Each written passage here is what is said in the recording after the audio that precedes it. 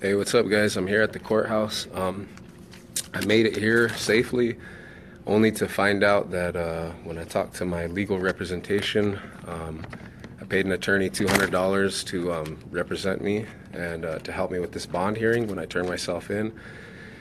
And when she got here, she said that they want $100,000 cash to bond me out. What they're accusing me of is a long time ago, on the 6th last month, they're saying that I flew a drone towards a plane or something like that, which is not true. The crowd wanted me there just to document, and I was also shooting a music video that day, and that is literally the only time I've flown a drone the entire time I've been camping here. And so I don't really know what to say here. I have a receipt that proves after that I returned my drone, and let's see if we can find the date here. So I don't know if they're trying to accuse me of other drone incidences. I'm not sure. Let me see if I can find the date here. But I mean, I definitely did not try to fly a drone at any planes or helicopters or anything. I'm not. There's no. You guys know me. There's nothing inside me that wants to harm anyone. Like, I don't want to harm anyone. I just want there to be peace and more love in this world, man. You know, that's all I really want. And I'm not angry. I'm not militant. I'm just kind of worn out and sad.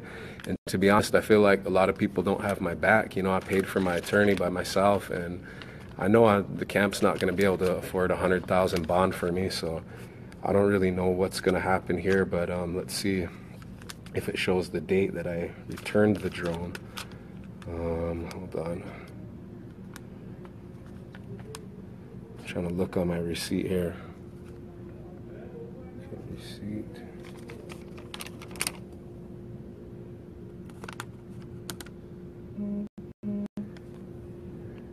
But you can see on there, you guys, like, I returned the drone.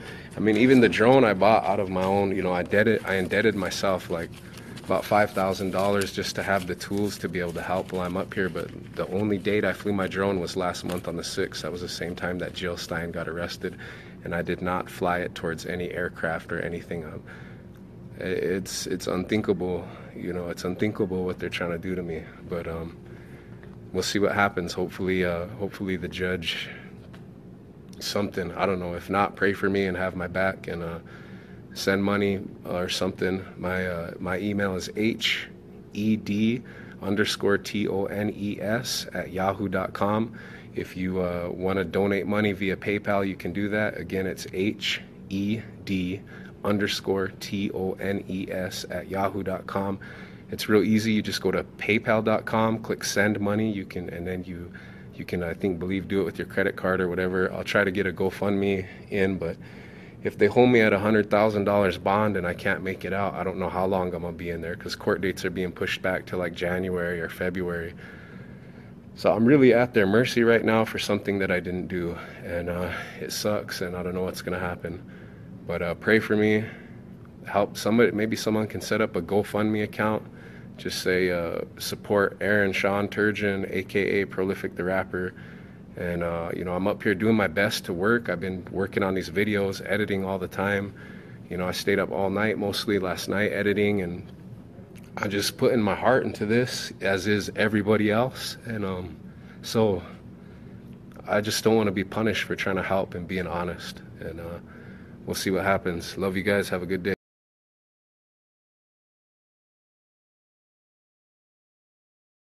Police say they have full confessions, new developments, and a Cleveland Heights murder investigation. Came on the day a well-loved business owner is laid to rest. Another day of mourning for a local family whose loved one was found. And for what we've seen here, it's very much needed, as we've seen in the violations of the Constitution. Think about it. That was the narrative in the very beginning that I had all the journalists, that this isn't a protest, it's a demonstration of prayer. Tina. Yeah. Yeah, come. What's up, guys? What up, guys? It's lunch break right now. But we're posting out. Ugh. We're posting out. We ain't leaving our post. No surrender. No surrender. We just wanted to give everyone a quick update because everyone's kind of wondering what's going on, and I know everyone's pretty anxious, so are we, to see how everything unfolds. But it's going really well. Sean's attorney Doug is incredible, and he proved without a reasonable doubt that Hanky was unreliable. He lied about a lot of the information that was on the incident report that was filed with the FAA, and it was also the police report. He didn't even make a police report the day that it happened. No, he didn't make it till 6 weeks later. Yeah. Until after they were applying for, was it a no-fly zone? Yep. And Sean's lawyer is amazing. He pretty much discredited Hanky right on the stand. On all 3 counts. On all 3 counts. All 3 counts. And not only discredited him, but also made the district attorney and the state's attorney look stupid. Hey, let's be nice here. They look stupid. No, I mean, I don't know how to sugarcoat that. No, they look dumb. And my favorite thing was when she was presenting, or Doug was presenting, that statement. What was it? Was it a law, or was it a? The FAA. Yeah, it was the minimum altitude FAA Yes. regulation, and they called it foreign law. No, she called it foreign law. She called it foreign law. And the judge laughed at her, and he goes, "I didn't know that federal regulations were foreign law." And they were saying that it was irrelevant. That whether She kept objecting to it, saying that it wasn't relevant, even though that's the basis of the charges that they're bringing upon Sean. And then the cop, there was a video that was played. I believe it was Dean. Was that Dean's video? I don't know. I feel like it might have been Dean's, but there was a video that was played of the officer approaching. First they played their video, and then we played the truth, because the video that Sean's defense had showed the whole thing, not just a portion of it, and not just the portion that Hanky is stating is true. And it was actually really entertaining watching him squirm on the stand and blatantly lie while being cross-examined, and then them discrediting him by proving he was lying. Yeah, and he kept saying things like, "I don't remember saying that," or "I said that." And I well, it's in the video. Like, did you say it in the video? Yeah, I can't hear. And everyone, we were in the court, like sitting down, we could hear.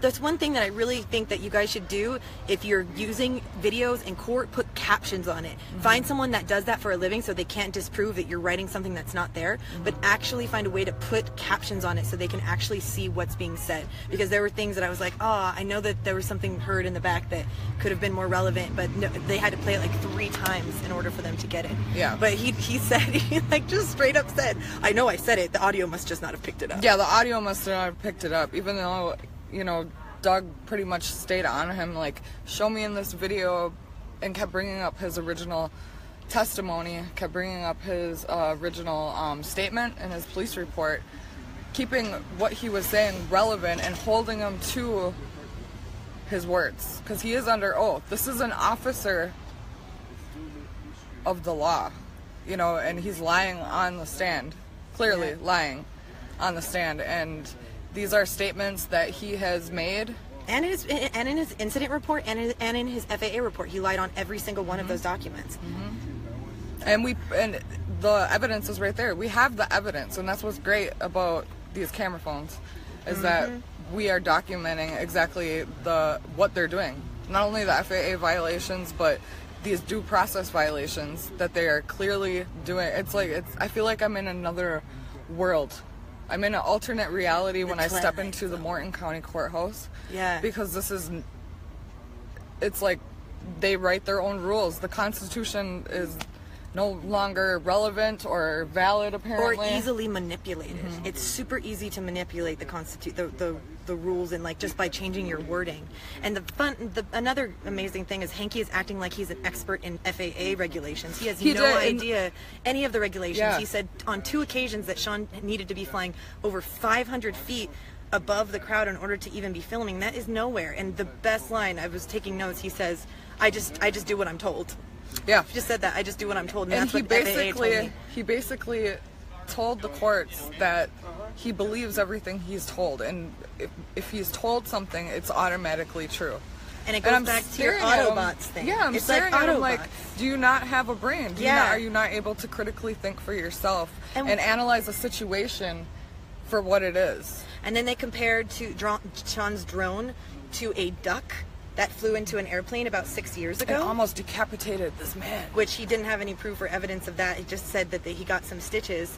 But then the thing that surprised me the most is they did no research onto any drones that could have fallen and hit a crowd. Like I don't know if there are any of those cases. My favorite part was when he kept saying when the state's attorney was cross-examining him, he kept saying that Sean flew above 400 feet. Yeah. And you have to stay under 400 feet. Yeah. But what they didn't know is that when we fly our DJI Phantom 4s is that there's a default on it that doesn't let you go over 400 feet. Yep. And you cannot, or you have to override it if you want to fly above 400 feet, and you have to file like a special waiver form with the FAA and get approval for that. And he also said, Hanky straight up said, Doug questioned him and he said, was the drone ever in the flight path of the plane? And he said no. Yep. So there's no evidence that he was intentionally trying to fly the drone, because that's what he's being charged with. He's being charged with intentional trying to fly his drone endangerment of the people below him. And not only the people, but the plane as well. And Doug pretty much just laid it down and made him tell the truth. And he said no. That they were never in the same path together, and he didn't even see the drone stop. He's sitting there saying he's comparing it to a block. He says, 400 feet is a square block. But he said on many occasions, multiple occasions, that he never saw it stop because he stopped recording. The only evidence they have is a video of it saying of it going up, and then that's it. He cuts because he has to call into his and he only recorded the parts of the story that fit his narrative. Yeah. And so what Doug pretty much did was display all the evidence and not just a portion of it. He displayed all the evidence, discrediting him, completely discrediting him. And he's trying to say that he flew above 400 feet. If you're 400 feet, you're in the clouds. You cannot see that, and he can't. Yeah, and how can he tell Sean that he's in violation of FAA regulations when he doesn't even know what the FAA? Yeah, he doesn't. He couldn't even recite it back to the judge or back to the state's attorney or Sean's defense when asked a question. I'm like, where did you? He said he has a bachelor's degree. I'm like, I want to know where you graduated from, sir. I want to know I don't know. I want to know who his parents are. They think. Yeah, I want to know your mama. I want to talk to your mama. Because my mom would slap the shit out of me if I ever acted that stupid. And then the judge asked, so why did you walk away? Or Doug asked, why did you walked away from Sean? And Sean says, and the guy says, well, he started talking about all that water is life and future generations and stuff. And I knew.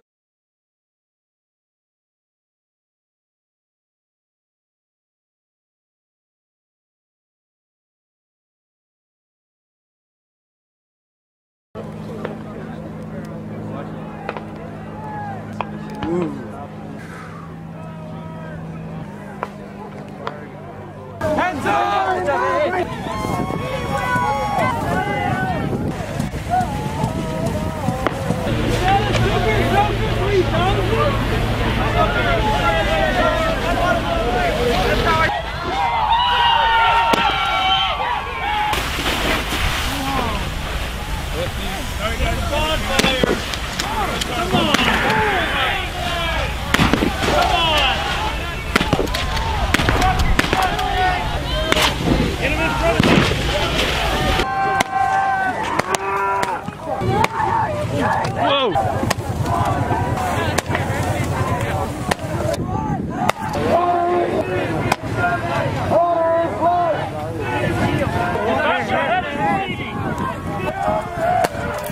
This is a test of the long-range acoustic device LRAD.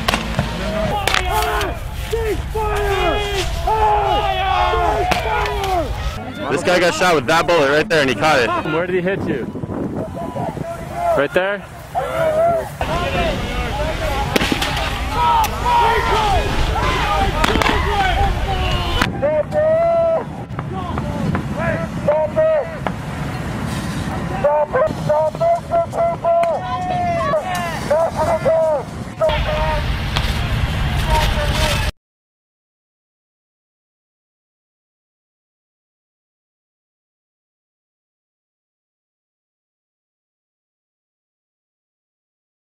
Notable.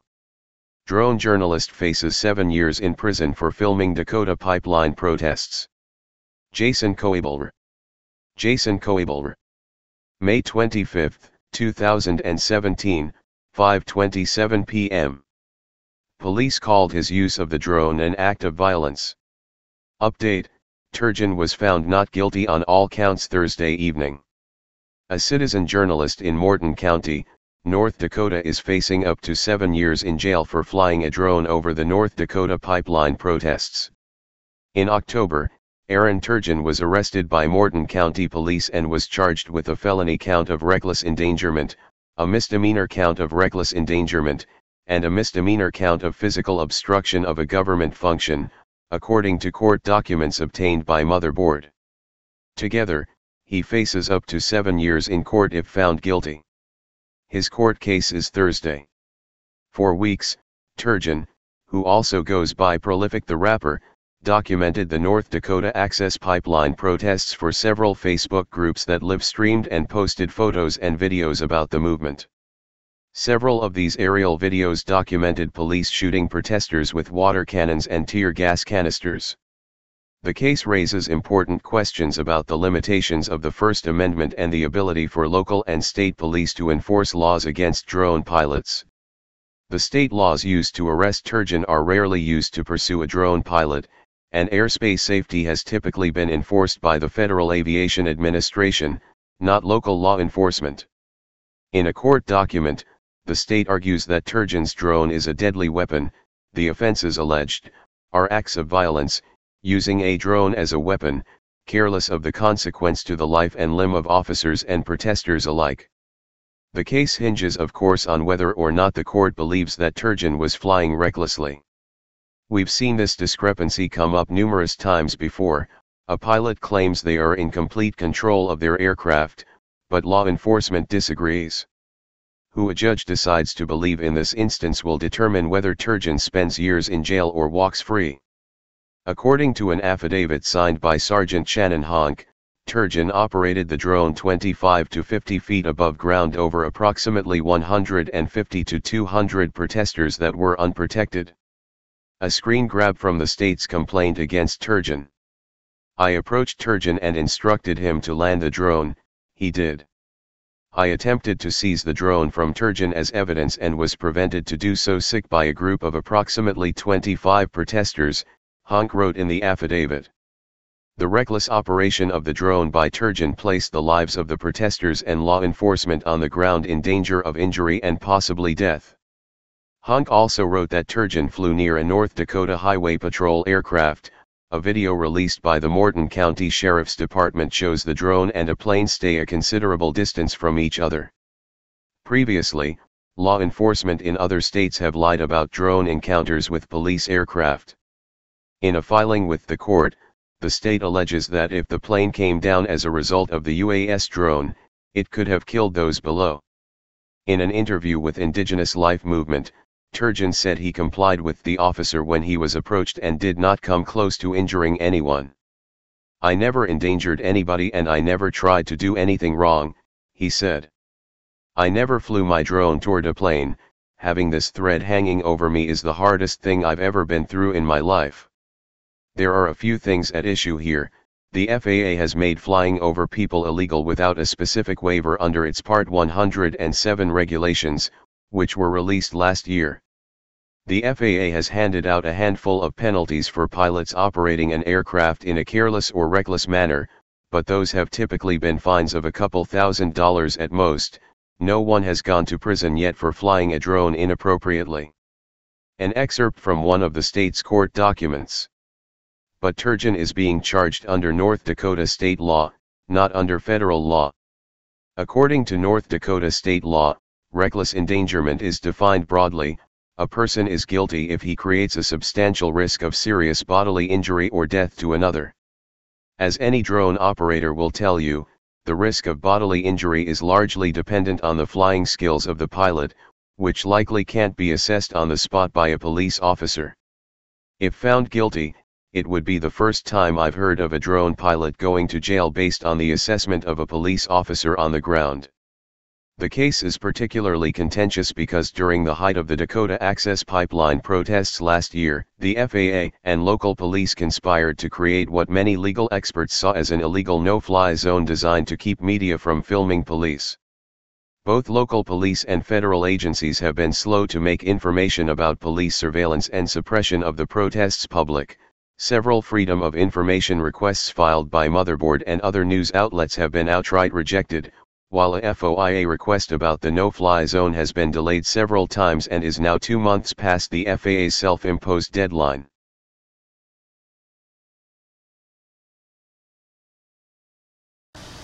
Hey Charlotte County, this is Charlotte County COPWATCH, and I wanted to explain what fair use is. You can use pieces of news articles if you're doing it for news reporting, you have commentary, and you're doing it for education purposes. So that's what fair use is, as you can see right here. Another reason why I wanted to make this video is to let you know I just joined with Patreon. A nice thing with Patreon, I make no money on YouTube. They took the money away years ago, and so this is another way to give, and it's a nice thing too because you can give monthly. You can give $1, $5, $10, whatever. I do 4 to 5 hours a day on trying to wake the sheeple up on how corrupt it is and different ways that you can fight the corruption.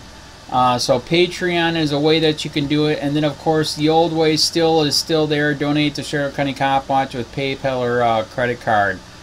So keep that in mind. 4 to 5 hours a day. I make no money, but the corruption happened to me and I'm sick of it, so I'm trying to wake people up. But my wife would love it if if we could get some help out there. There's 47,000 subscribers. Just think if each one of you subscribers just gave let's say actually yes, $1 a month. 47,000 subscribers gave $1 a month. That would be awesome. That's not going to happen. But anyways, that would be great if it did happen. But do the math in your head. Just think about it. Like I said, 4 to 5 hours a day. I get no money from YouTube. YouTube has gone nuts. You can't do anything anymore. They're taking the money away everywhere. So these are a couple different ways that you can still help out with all this time that I put in. And as you know, I'm in a special situation where, at least I can do it, 4 to 5 hours a day. We have a cleaning company during the day. That's what allows me to do this, and we're debt-free. So this is my hobby. I don't go fishing and all that other crap. I try to save the world. So help me out to make the wife happy, man. In fact, if you guys did give $1 a day, and there was 47,000 of you, and you did it, and each of you gave $1, and that was every month, oh my God, yes, I could quit. I could start suing them. Another idea too that we have is, if I got, some funds, we could actually contact everyone that has been ticketed and or arrested and put in jail and start sending them postcards to let them know we're here, and to see if everything went all right, and if it didn't, find out their story. So we could even do more investigations and more lawsuits. Lawsuits take money. So just think about that. 47,000 of you so far right now. $1 a day. $1 a month on Patreon, or $5 a month Patreon, 10, 20, whatever. Just do the math in your head. Help out. This is a lot of work every single day. Thanks.